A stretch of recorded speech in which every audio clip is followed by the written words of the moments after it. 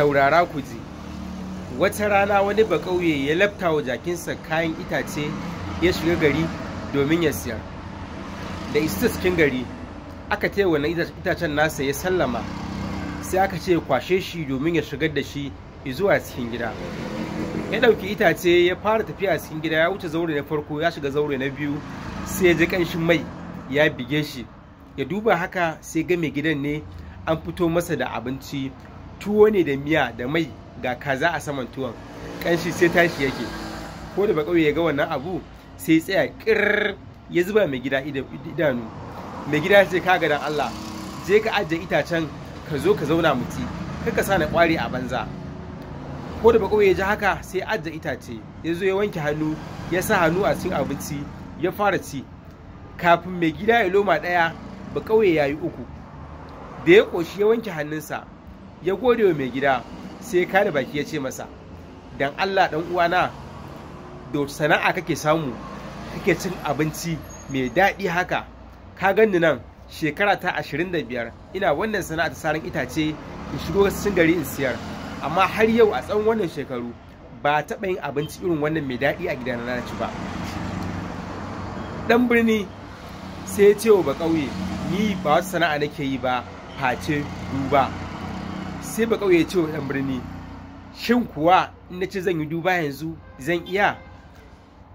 Sai mai gida ya ce wa bakauye, haba ai duba ba wahala ce da shi ba, yanzu abin da kawai zaka yi in kana so kai sana'ar duba shine wannan jakin naka ka siyar da shi, ka shiga kasuwa ka sai riga baka da fara, sai ka sai wando buje, ka nemi rawanin ka dan kura.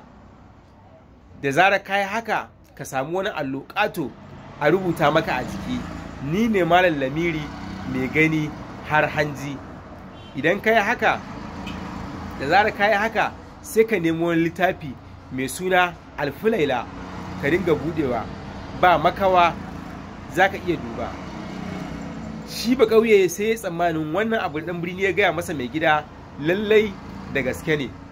Da zuwansa gida sai je sai da jakinsa ya shiga kasuwa yi kamar yadda mai gida ya gaya masa.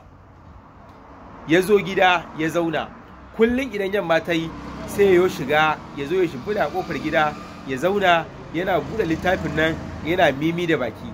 A kwana a tashi har ya kasance ya samu wani shafi da yake son ganin ya buɗe shi. Mutanen gari suka dinga zindansa su ne masa dariya. Ana nan wata rana wani makocinsa ya lafta wa jakinsa itace ya shiga gari domin ya siyar. Da isa shi birni sai ya tarar da wani attajiri ana masa jaje akan wasu jaka uku da barayi suka sace masa. Ko da ɗan ƙauyen nan ya ji haka sai ransa ya fari a zuciyarsa, ya ce lallai ya samu hanyar da zai ƙulla wa wancan ɗan ƙauye ɗan uwansa hanyar da za a ƙura ƙaryarsa. Sai je sai gaisa da alhaji, ya ce wannan kuɗin naka da ya ɓata, in har za ka bi abin da zan gaya maka, lallai ana iya gaya maka suwaye suka sace ma kuɗinka. Sai gaya wa ɗan birni gaba ɗaya kwatancen wannan makocin nasa na gida. Ɗan birni ya hau mota bai zame ko ina ba sai ƙauye. Da ya zo ƙauye ya zo gidan malam Lamiri ya karanta a cikin allo, ya girgida kai, ya sa aka yi mai sallama da malam Lamiri. Malam Lamiri ya fito, mai ɗan birni ya duka a gabansa ya gaishe shi, ya kwashe duk abin da yake faruwa ya sanar da shi. Ko da malam Lamiri ya ji haka sai ya ce to babu komai, mu je kai ni gida in gani. Malam Lamiri ya fito da wani ɗan ƙaramin ɗan ƙarami haka, suka shiga cikin mota suna ta zara idanu, kasancewar wannan shine shiga motarsu na farko. Ba a zame ko ina ba sai ga su a birni gidan wannan attajiri. Da shigarsa aka musu shimfiɗa a zaure suka zauna. Attajiri ya kira baransa ya ce yanzu nan ya je ya kai bakonsa abinci. Bara ya ɗauki abinci ya je gaishe da malam Lamiri, ya duka ya ajiye a gabansa. Ko da bara ya bada baya sai malam Lamiri ya ce to kaga na ɗaya, yana gaya wa ɗan nasa. Shi a zuciyar malam Lamiri yana nufin wannan shine abinci na farko da aka musu a wannan tafiyar tasu. Ashe shi ko wannan bara yana guda daga cikin wayannan barayin da suka saci wannan kuɗi. Sai tsammanin malam Lamiri ya gane shi ne, tunda har ya ambata cewa ga na ɗaya. Sai cikin sai ya ruruwa. Yana zuwa sai ya je gurin yan uwansa sai ya ce kai yau fa akwai matsala, domin malamin nan da aka kawo gidan nan ya gane cewa ina cikin wayanda suka saci kuɗin mai gida, har ya ce ga na ɗaya. Ba su kai ga yanke shawara ba, sai mai gida ya ƙara kwala kira a karo na biyu, ya ƙara kiran wani baran, sai guda a cikin wayannan ukun da suka yi sata sai ya je. Ko da ya je sai malam Lamiri ya ce ga kwano ya ɗauka ya kai wa bako. Abin da ke cikin wannan kwano shine ruwa na sha. Ko da bara ya ɗauka ya ƙarasa ya gaida malam ya ajiye kwano yana ba da baya, sai malam ya ce wa ɗansa to kaga na biyu. A tsammaninsa wannan shine kwano na biyu da aka musu a matsayin abinci. Ko da baran da ya ji haka sai ya ruga ga 'yan uwansa, sai ya ce kai yau fa ta faru ta ƙare, asirinmu na gab da tonuwa. Ko dai mu shirya mu gudu mu sulale, kai idan ma mun gudu ina za mu je.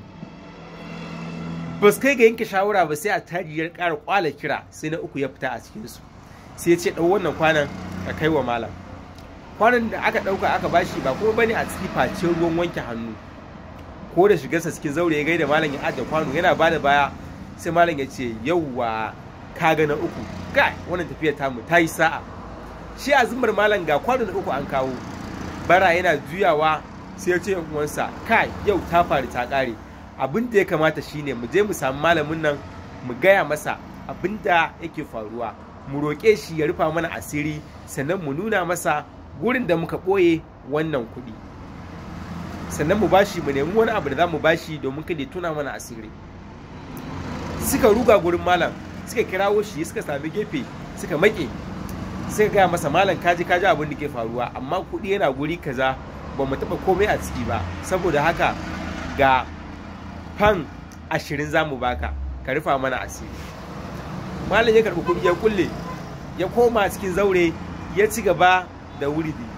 Can sai ga mai gida ya zo ya gaishe da malam ya ci gaba da buɗe littafi. Can ya nisa ya ce kuɗi suna guri kaza, a je a duba, a halin yanzu ko anini ba ɓatar a cikin wannan kuɗi ba.